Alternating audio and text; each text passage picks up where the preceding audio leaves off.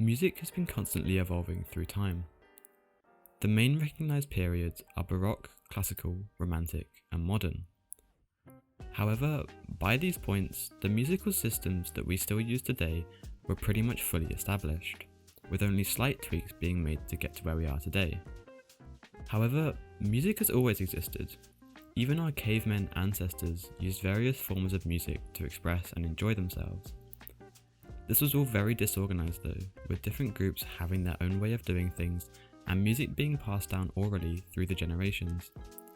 This continued up to around 930 CE, where the first records of music were notated by the Gregorian Church.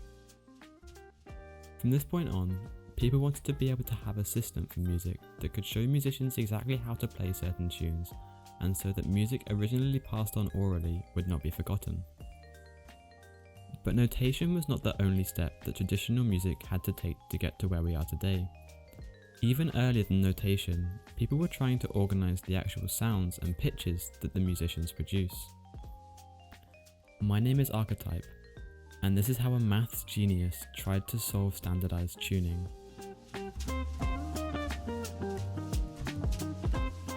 Pythagoras of Samos was an ancient Greek philosopher and mathematician who lived around 570 to 495 BCE. It is said he had a cult following of interesting, some might say crazy people. Pythagoras founded a secretive philosophical and religious school in southern Italy known as the Pythagorean Brotherhood, where members blended mathematics, mysticism, and strict ethical practices, one of the more outlandish ones being a ban on beans.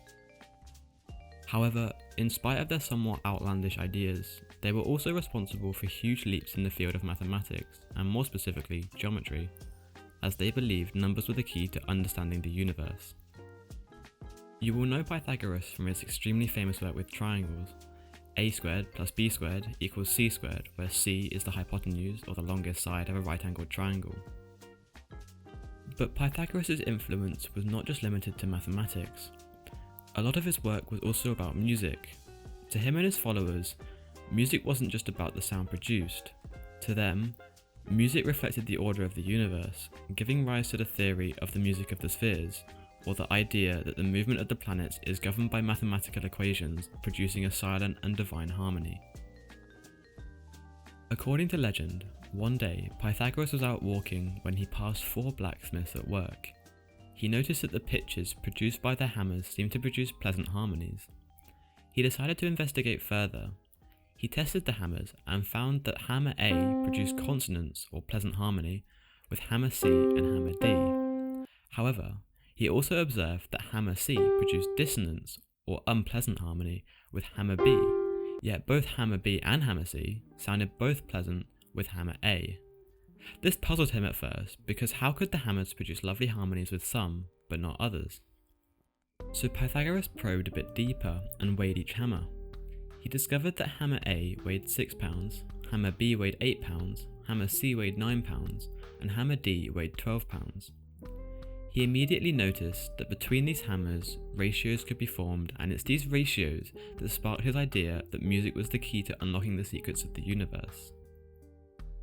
Stepping out of legend for a minute, perfect ratios can definitely be performed in music. Pythagoras had discovered that the 6-pound hammer A and the 12-pound hammer D sounded the most pleasant, and yes, this is a 1:2 ratio, the simplest ratio between two different things. This creates what we know as an octave, a note that sounds exactly the same as another, but higher.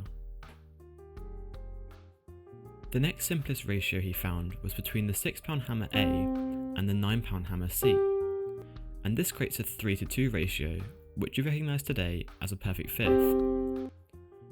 The next ratio, 3:4, between the 6-pound hammer A and the 8-pound hammer B, is what we know today as a perfect fourth. The final ratio was the two dissonant hammers, the 8-pound hammer B and the 9-pound hammer C. This creates an 8:9 ratio that sounds dissonant to the ear, what we know today as a major second or a whole tone. Following this pattern, we can see that the more complex the ratio between the frequency of two different notes, the more dissonant it sounds to our ears. So back to Pythagoras. His next idea was to create the first kind of recognisable scale that uses ratios between each degree.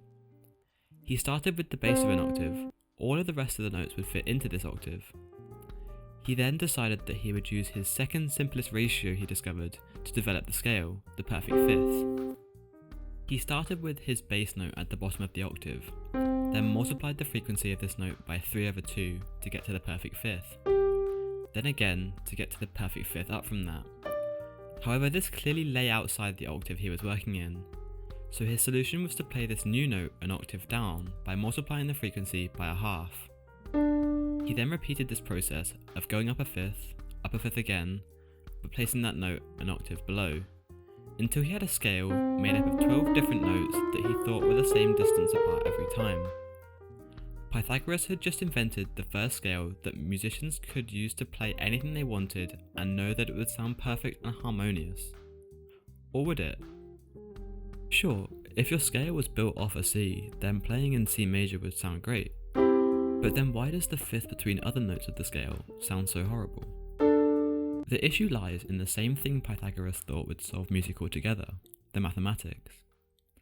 Multiplying by these fractions from the base note, you multiply by 3/2, then 3/2 again, and then 1/2, and then you repeat, until you end up on what you thought would be the octave above where you started. But multiplying that out, you go up a fifth 12 times in total, and down 6 octaves in total.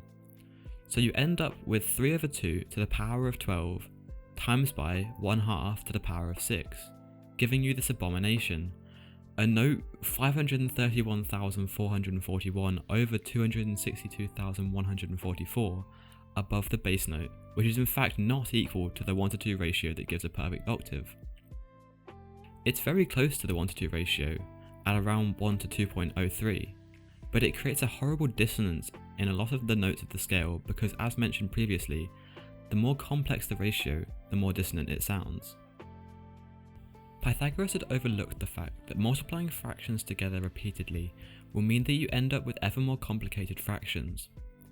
In a Pythagorean scale, this creates something known as the Pythagorean comma at the end of the octave, where the distance between the 12th note of the chromatic scale and the octave is ever so slightly smaller than any other distances between the notes in the octave. This was the birth of the Pythagorean tuning method, and while Pythagoras was trying to create a perfect scale to make music sound perfect, he forgot to factor in that in order to create equal distances between each note of the chromatic scale and create a scale that works no matter what key you're in, trade-offs would have to be made. If you want to go from your bass note to the octave above in 12 equal steps as Pythagoras did, you have to times the bass frequency by the same number 12 times to get to the frequency that it twice the bass, giving you the equation x to the power of 12 is equal to 2, which solves to give x is equal to the 12th root of 2. This is an irrational number and is not perfect. But this is the foundation of the modern 12-tet system. 12-tet stands for the 12 tones of equal temperament and means that each note of the chromatic scale is an equal distance from the next. Now, the fact that this doesn't sound absolutely perfect is barely noticeable by most people that listen to music nowadays anyway, so the drawbacks are pretty insignificant. In the end, Pythagoras tried to find a way to tame music with perfect ratios and mathematical equations, but in the process created a scale that only works within a single key, meaning that a musician can only use certain notes of that scale. In order to create a system that works universally, we have to look past what is considered completely perfect, and sometimes we have to make adjustments to find something that works for everyone. Thanks so much for watching. Please consider liking the video and subscribing. It's completely free and helps out the channel a load and helps me to get established. But as always, have a great day and I'll see you in the next one.